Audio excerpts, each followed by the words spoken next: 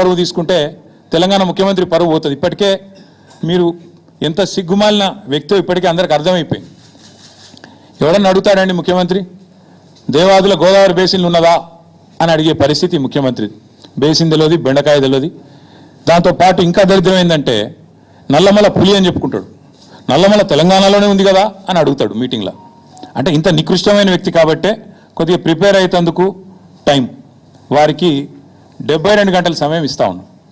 లేదు ముఖ్యమంత్రి గారు కనుక ముచ్చటపడి లేదు మా సొంత ఊరికే రండి కొండారెడ్డిపల్లి కంటే అక్కడికైనా వస్తాం, లేదు మా సొంత నియోజకవర్గం కొడంగల్లో పెడతాను నేను అంటే నీ ఇష్టం అక్కడైనా పెట్టు, లేదు మా నాయకుడు కేసీఆర్ గారి సొంత ఊరు చింతమడకకు వస్తావా అక్కడ రెడీగా ఉంటాం, లేదు మా నాయకుడు కేసీఆర్ గారి నియోజకవర్గం గజ్వేలు అక్కడికి వస్తావా నీ ఇష్టం, ఊరు నీ ఇష్టం, ప్లేస్ నీ ఇష్టం, సమయం డేటు అన్ని నీ ఇష్టం, నేను రెడీ, మా పార్టీ తరపున నీ సవాల్ను స్వీకరిస్తూ ఉన్నాం. ఇందులో ముఖ్యమంత్రి గారి తరపున ముఖ్యమంత్రి గారు ఇచ్చిన సవాల్ను పార్టీ తరపున నేను స్వీకరిస్తూ ఉన్నా. వాస్తవాలు చెప్పాలి అంటే దశాబ్దాలుగా దగాబడ్డ తెలంగాణను కేసీఆర్ గారి నాయకత్వంలో ముఖ్యంగా వ్యవసాయము సాగునీటి రంగంలో ఎట్లాంటి విప్లవం సృష్టించినామో ప్రజలందరికీ ఇప్పటికే వారి అవగాహనలో ఉంది, వారి అవగతంలో ఉంది, వారి అనుభవంలో ఉంది. అయినప్పటికీ కొన్ని విషయాలు గుర్తు చేయాల్సిన బాధ్యత మా మీద ఉన్నది. ఆనాడు సమైక్య రాష్ట్రంలో తెలంగాణను నీళ్ళు ఇవ్వక ఎండబెట్టినారు కాబట్టే, కరెంట్ ఇవ్వక కాల్చక తిన్నారు కాబట్టే తెలంగాణ ఉద్యమం పుట్టింది. నీళ్లు నిధులు నియామకాలు అనే ఒక నినాదంతో ఆనాడు మేము ఉద్యమాన్ని నడిపాం. ఈరోజు ముఖ్యమంత్రి గారు కూడా అదే నినాదంతో పనిచేస్తున్నారు.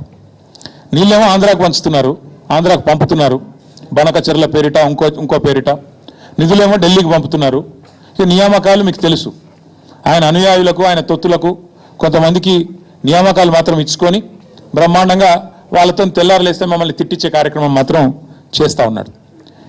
వాస్తవం ఏంటి అంటే స్వతంత్ర భారతదేశ చరిత్రలో 78 ఏళ్ళ భారతదేశ స్వాతంత్రానంతరం ఏ ప్రభుత్వము కూడా కేసీఆర్ గారి ప్రభుత్వం చేసినంతగా రైతులకు ఎన్నడూ సాహసోపేతమైన కార్యక్రమాలు తీసుకోలేదు అనేది అక్షర సత్యం. రైతు బంధు అనే ఒక విప్లవాత్మకమైన పథకం, ఇది ఇక్కడ అక్కడ కాదు. మొన్న నేను ఆక్స్ఫర్డ్ యూనివర్సిటీకి పోయినా, అక్కడ నేను చెప్తుంటే వాళ్ళే పరిశాన్ అవుతున్నారు. దాదాపు $9 బిలియన్ 70 లక్షల మంది రైతుల ఖాతాల్లో 11 విడతలుగా వేసినాము. Direct benefit transfer farm input program call Rythu Bandhu అని చెప్తుంటే ఆక్స్ఫర్డ్లోని అధ్యాపకులు, ఆక్స్ఫర్డ్లోని అక్కడి విద్యార్థులు కూడా ఇది నిజమేనా అన్నట్టు అబ్బురపడి చూస్తూ ఉన్నారు. తెలంగాణ నేల మీద రైతు రాజ్యం తెచ్చింది.